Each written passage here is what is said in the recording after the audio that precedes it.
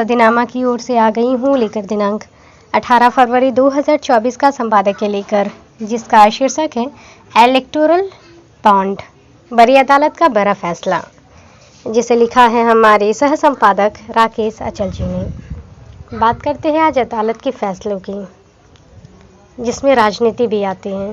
राजनीति एक ऐसा विषय है जिसके बारे में कुछ भी ना कहना ही सही है, यदि कहे तो सोच समझ के।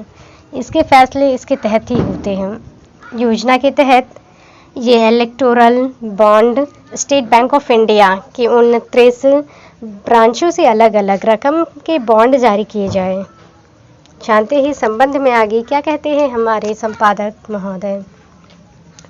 राजनीतिक दलों को चंदा देने के लिए बेचे जाने वाले इलेक्टोरल बॉन्ड को यदि देश की सबसे बड़ी अदालत असंवैधानिक करार न कर देती तो हालांकि आसमान नहीं टूटता, लेकिन न्यायपालिका के प्रति लगातार घटता विश्वास और कम हो जाता। बड़ी अदालत का ये फैसला अप्रत्याशित ही नहीं बल्कि लगातार कमजोर हो रहे हैं लोकतंत्र और प्रदूषित हो रही चुनाव प्रणाली के लिए ही नहीं, बल्कि पूरे देश के लिए ताज़ा हवा के झोंके की तरह है। अदालत के फैसले से हालांकि चुनावी चंदे लेन देन पर कोई खास फर्क नहीं पड़ता। आपको याद ही होगा कि देश में वर्ष 2014 में सत्तारूढ़ होने के 3 साल बाद 2017 में केंद्र की भाजपा सरकार ने इलेक्टोरल बॉन्ड स्कीम की घोषणा की थी। इस योजना को 29 जनवरी 2018 से कानूनी रूप से लागू कर दिया गया था। तब तत्कालीन वित्त मंत्री अरुण जेटली ने कहा था कि इलेक्टोरल बॉन्ड स्कीम चुनावी चंदे में साफ सुथरा धन लाने और पारदर्शिता बढ़ाने के लिए लाई गई। योजना के तहत ये electoral bond state bank of India की 29 ब्रांचों से अलग अलग रकम के बॉन्ड जारी किए गए। इनकी रकम 1000 रुपये से लेकर 1 करोड़ रुपए तक होती थी। इसे कोई भी खरीद सकता था और अपनी पसंद के पार्टी को दान दे सकता था। योजना के तहत इलेक्टोरल बॉन्ड जनवरी, अप्रैल, जुलाई और अक्टूबर के महीनों में जारी किए गए। हालांकि इलेक्टोरल बॉन्ड से चंदा उन्हीं राजनीतिक पार्टियों को दिया जा सकता था जिन्हें लोकसभा और विधानसभा चुनाव में कम से कम 1% वोट मिले हों। राजनीतिक दलों को अनैतिक तरीके से कमाई का जरिया बने इस बॉन्ड का सबसे ज़्यादा लाभ सत्तारूढ़ को मिला, लेकिन विपक्षी दलों ने भी इस बंद के जरिए चुनावी चंदा लेने से गुरेज नहीं किया। बात तो तब भी होती जब दूसरे दल इस चंदे का बहिष्कार करते, किंतु सभी राजनीतिक दल चोर चोर मौसेरे भाई निकले। किसी को कम, किसी को ज़्यादा चंदा इस बॉन्ड के जरिए मिला। दुर्भाग्य ये है कि असंवैधानिक बॉन्ड को असंवैधानिक घोषणा करने में 7 साल लग गए। इस अवधि में जिसे जो कमाना था उसने उतना कमा लिया। अदालत के फैसले के बाद ये हजम किया गया चंदा राजनीतिक दलों से उगलाया नहीं जा सकता। इस फैसले से सिर्फ चंदाखोर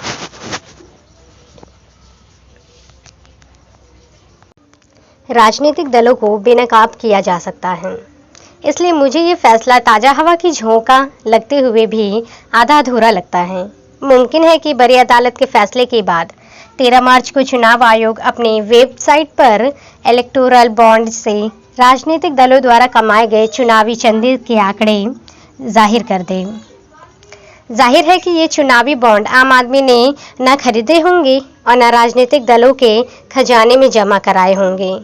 ये बॉन्ड खरीदने वाले निश्चित रूप से वे औद्योगिक घराने होंगे जिनके इशारे पर सरकार कठपुतली की तरह नाचती दिखाई देती है। कि कौन लोग हो सकते हैं, इनके बारे में विपक्षी दल लगातार अपनी आवाज़ बुलंद करते रहे हैं, लेकिन किसी ने कोई ध्यान नहीं दिया। जनता भी इनके बारे में ज़्यादा सोचती समझती नहीं। उसके लिए तो कौन नृप होए हमने कहानी वाली कहावत ही लागू होती। देश की धर्म भीरुता और अंधभक्त जनता ही नहीं जानती चाहती थी। इलेक्टोरल बॉन्ड से सबसे ज़्यादा फायदा सत्ताधारी पार्टी को होता है और वो इसका अनुचित फायदा उठाती। याचिकाकर्ता एडीआर की रिपोर्ट के मुताबिक 2017 से 2018, 2021 से 2022 के बीच भाजपा को इलेक्टोरल बॉन्ड के जरिए 5,271 करोड़ रुपए का चंदा मिला। सबसे ज्यादा चंदा उसे 2019 और 2020 में मिला। इसी काले चंदे के बदौलत देश में पहली बार आजादी के बाद सबसे महंगा चुनाव लड़ा गया। इतना महंगा कि अमेरिका के राष्ट्रपति चुनाव में हुए खर्च को भी पीछे छोड़ दिया गया। आप देखेंगे कि बड़ी अदालत का फैसला आने से पहले ही सत्तारूढ़ दल अपना खेल चुका होगा, खेल कर चुके हैं। उन्हें इन बॉन्ड के जरिए जो कमाना था सो कमा लिया। इसी वजह से 2024 का चुनाव भी इतना महंगा होगा कि कांग्रेस समेत कोई दूसरा दल भाजपा के मुकाबले खड़ा ही नहीं हो पाएगा। देश के किसानों, मजदूर हो या कोई भी वर्ग, लोकतंत्र इन दोनों से बचकर आखिर जाएगा कहां? अब जनता के ऊपर है ही वो नहीं। नीम बेहोशी से बाहर आए और मान ले कि बीते 10 साल में देश में संवैधानिक से ज्यादा असंवैधानिक काम हुए हैं। किसानों और मजदूरों के साथ ही आम आदमी को तो केवल कमर तोड़ी है, ताकि जनता सरकार के सामने तनकर खड़ी ना हो पाए। तो ये था दोस्तों हमारा आज का संपादकीय। कल फिर लौटेंगे एक नए विषय, एक नए संपादकीय के साथ। तब तक के लिए नमस्कार।